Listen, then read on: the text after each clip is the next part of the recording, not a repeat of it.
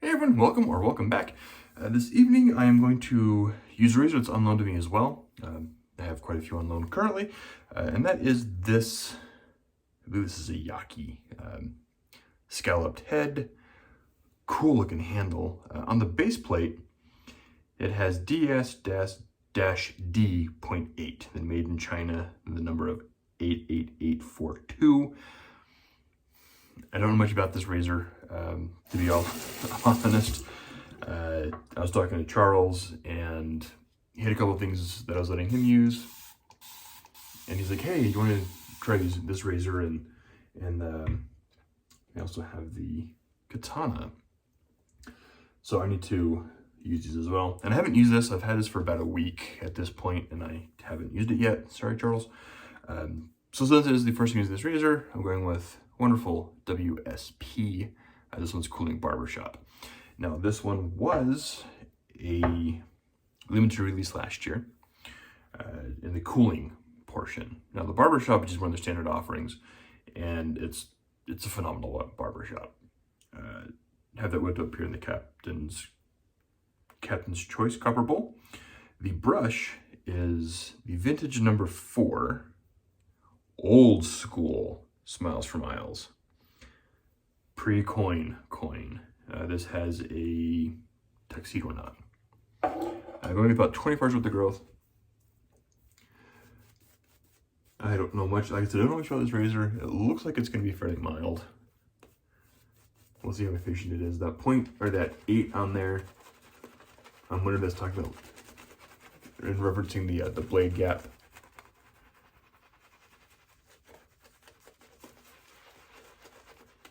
Which the timeless is a 0.9, and that is extremely smooth yet efficient.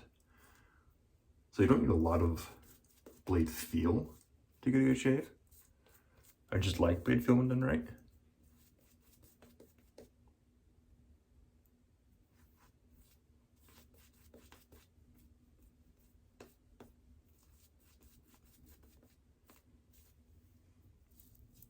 Man, this tuxedo knot's phenomenal. I haven't used a tuxedo in a bit. Cooling effect already kicking in. Sorry for running water, I forgot to fill my sink. This has a fresh Persona Lab Blue blade. So I'll try to keep the water to a minimum here. All right, like I said, I like the scalloped head on this, and the handle's cool. It's a little long for my taste, but I like the feel of it.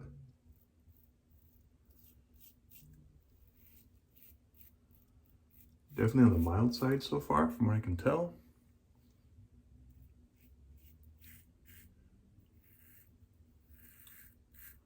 Like I said, it's not always a bad thing.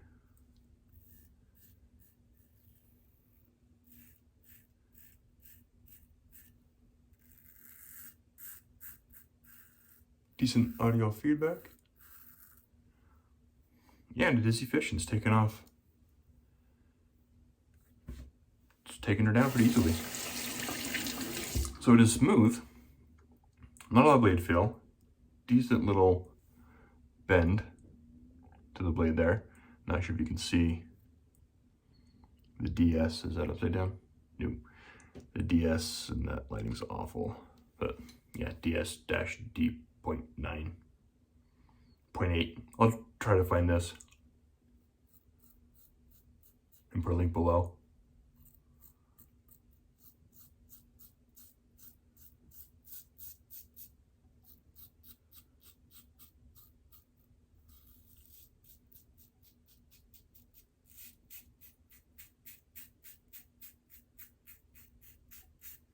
Now, like I said, I am borrowing this from Charles.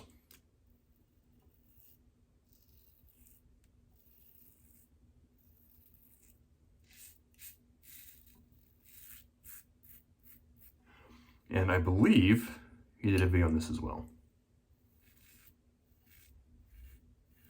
If I can find it, there'll be a link below, as well as to his Instagram, YouTube channel, and Etsy page.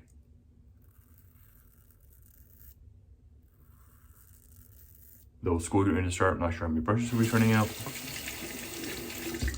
Haven't seen him turning a lot lately, but I know he's been ready to go back to school, so hopefully there'll be some more brushes coming. In reality, I probably should be using one of Charles's brushes with this, but that actually matches the barbershop label.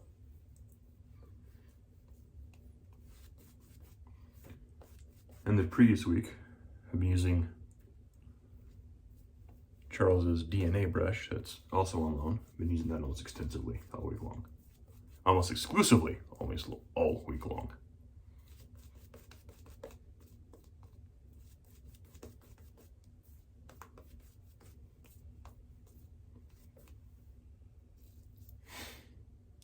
I think I use that in the Timeless Blackbird comparison videos. But that's a beautiful brush. I love that thing.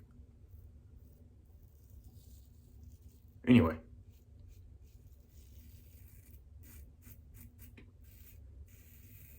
Definitely a smooth razor.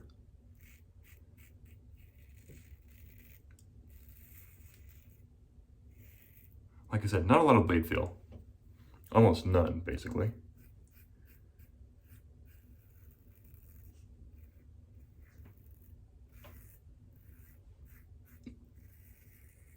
But you can hear that she's going it, taking her down and have no problems. Scalloped head looks cool. I don't feel any difference with it.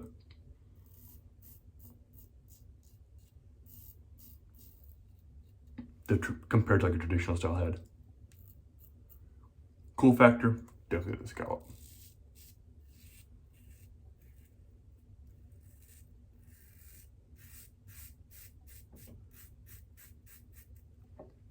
So this week I've been working locally down in Salt Lake.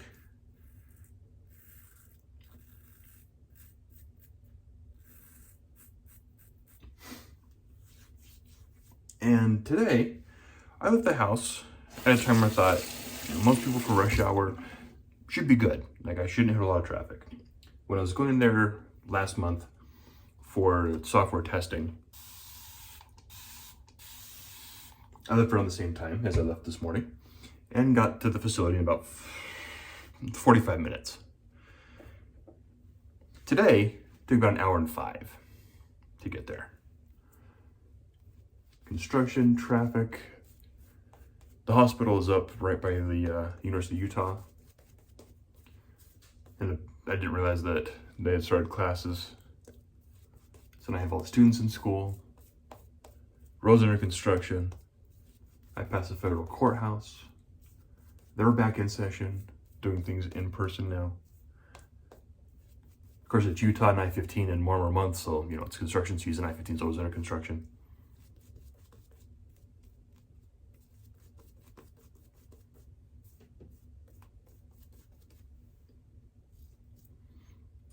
So luckily, I still got there.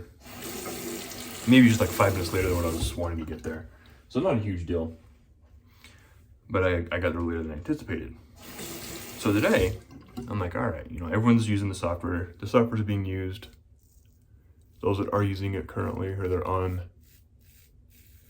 rotation to use the software, they're done. We still have one person to train. And he was the one that should be using the software today.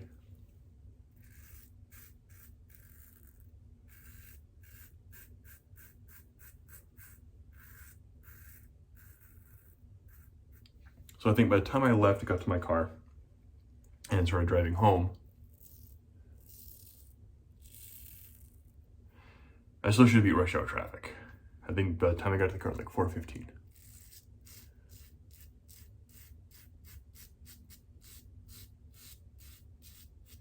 You know, and I double checked with the PM, make sure it's cool if I left. That's a damn major situation. All the techs have gone for the day. The doctors. We have one doctor a day who signs out the surgical cases, does the diagnoses. He was one that we should have been training this morning, so we could use the software this afternoon. But he's also the medical director, so he's super busy. He had to reschedule his initial training. So he's not using the software today.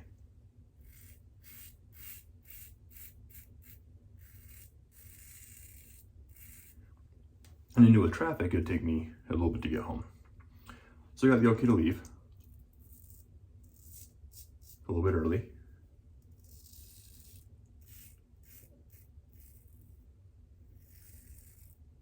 by the time I got to the car and everything, it was probably like 4:15.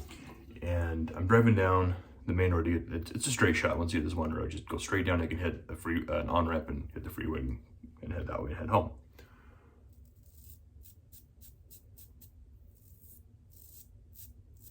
But as I was driving home on that road, there was an accident on the road. So you had fire engines and everything trying to go through, and it's starting to short traffic.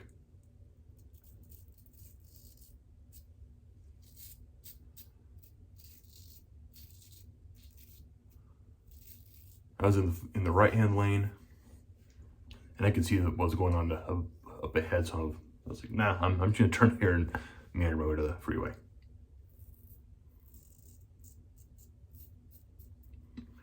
And got to the freeway. Of course, you on-ramp, super busy. Stop and go.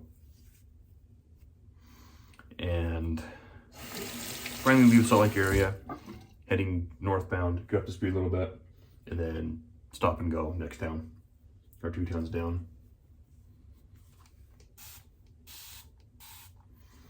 And, you know, it's, once I hit Layton in Davis County, which is the county right before mine,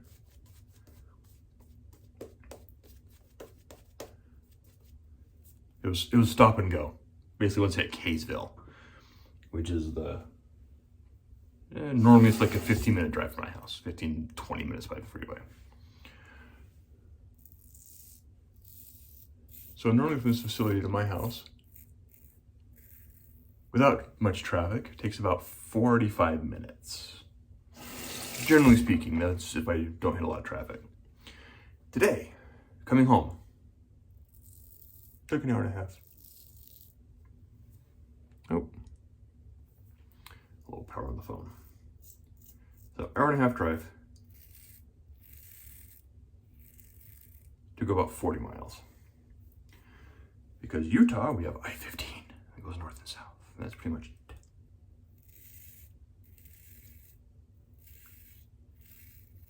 Yeah, you have Legacy Highway and you can hit Highway 89. But where I live, it's I-15.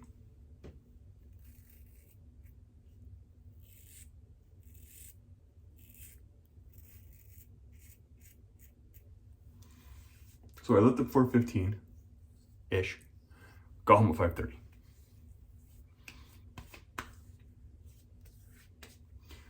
And I'm in a rental car because we live just right around that borderline where you can rent a car to go on site just because of distance. It's cheaper to rent a car than drive your own personal car to get paid mileage. That, and we have one vehicle as a family because I'm normally traveling, or I had been pre-pandemic. So we got into my car a while ago. So now I have one vehicle. I'm like, I can't leave my wife without a vehicle and with the kids for an entire week. I need to rent a car. Plus the distance. So she's like, okay, rent a car, that's fine. Luckily this time, I was able to rent a car closer, locally, just next town over. The downside is they close at 6 o'clock on Friday. And I'm returning the car on Friday, so because of traffic and everything, to make sure I get there before 6, I have to leave at 3:45. Because if I leave like 4:15, because that's still like 2-3 exits beyond where I normally have to get to my house. So it's still, I have to leave at 3:45. Like walking out the facility toward the car, 3:45. And then deal with traffic, because there's still traffic at 3 o'clock. I mean, we're getting as bad as Los Angeles, where rush hour is from 3 to 7 in the evening. I don't know when it starts in the morning. And it apparently goes until at least 9. Rush hour is like 6 to 9, and then 3 to 7. Actually, it's bad. It's horrible. But, oh well. I don't do it very often, so it's not as bad, luckily. But anyway, wow, that was a really good shave. Really smooth.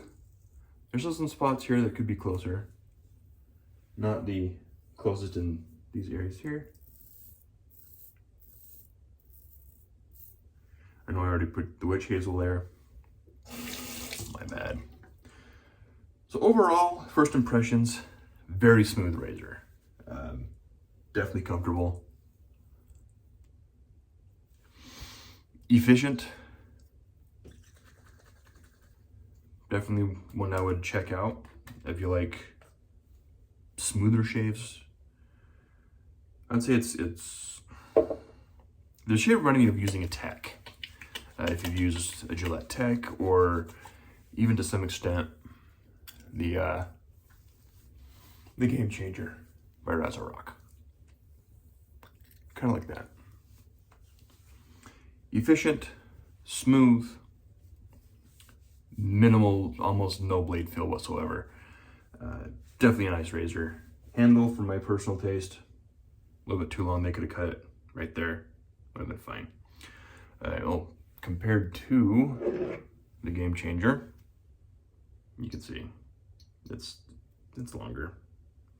Not horribly long, didn't get in the way, but just a little too long for my taste.